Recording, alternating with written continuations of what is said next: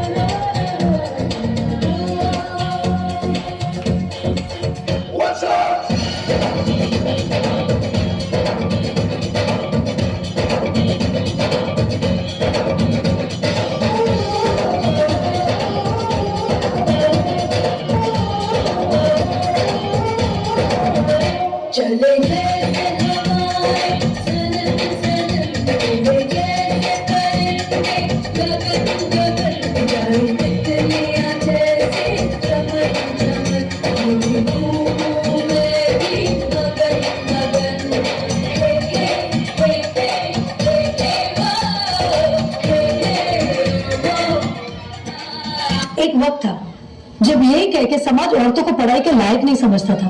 आज भी ज्यादातर लोग यही समझते हैं। और बाय द वे, आप किस बराबरी की बात कर रहे हैं सर? आपको क्या लगता है कि कुछ औरतों ने लिख कर क्या लिया, उनकी और मर्दों की जिंदगी एक बराबर है? क्या जानते क्या है आप खाने के बारे में? हर कदम पर ऐसे सवाल करते हैं जो एक आदमी कभी सोच भी नहीं सकता। पल्लू ज्यादा नीचे तो नहीं आ गए? लोग कैरेक्टर पे सवाल करेंगे, ज्यादा हंस तो नहीं रही? लोग गलत मतलब निकालेंगे। ऑफिस में काम कम तो नहीं कर रही?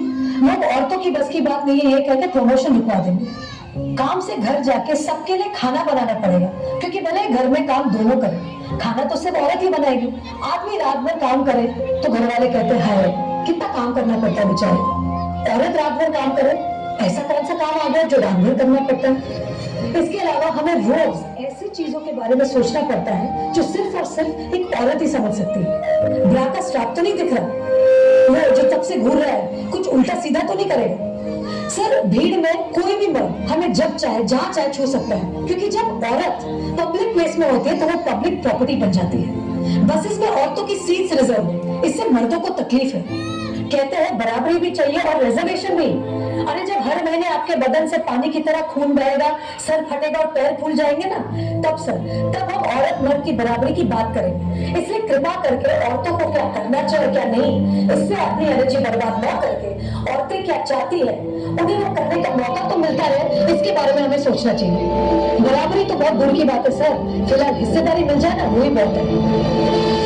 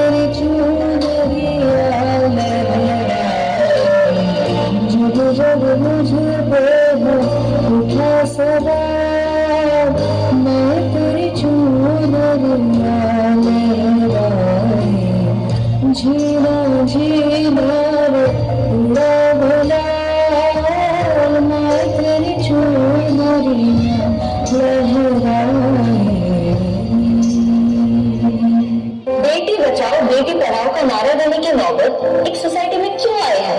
ये सवाल अपने आप से नहीं पूछेंगे आप? हमारे पेरेंट्स कर्जा उठाते तो बेटों की पढ़ाई के लिए और बेटियों की विदाई के लिए। हमारी सोसाइटी में आज्ञाकारी सबसे बड़ा टाइटल है जो एक औरत को मिलता है, बहू है या बेटी, क्योंकि उसे सिर्फ और सिर्फ एक आदमी का कहना मानना होता है।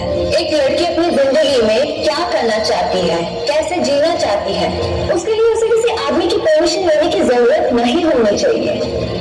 उस दिन जेंडर इक्वालिटी होगी। मेरी पहचान मैं हूँ।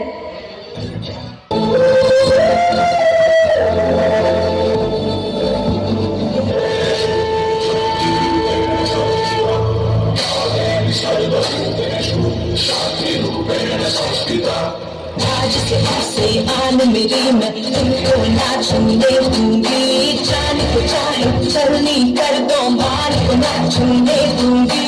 छूके देखो दिल मेरा तुम्हें दिल में अपने रख लूंगी, पर छेड़ के देखो मुझको मैं तुमको नहीं छोड़ूंगी, मैं तुमको नहीं छोड़ूंगी, तुमको नहीं छोड़ूंगी।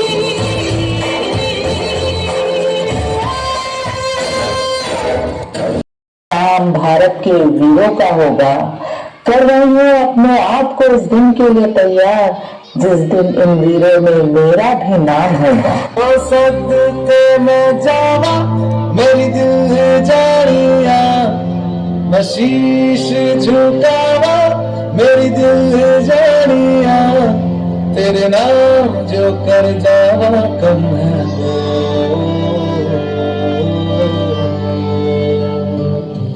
तू सारे जहां से प्यारी मेरे भारत की बेटी है, सारे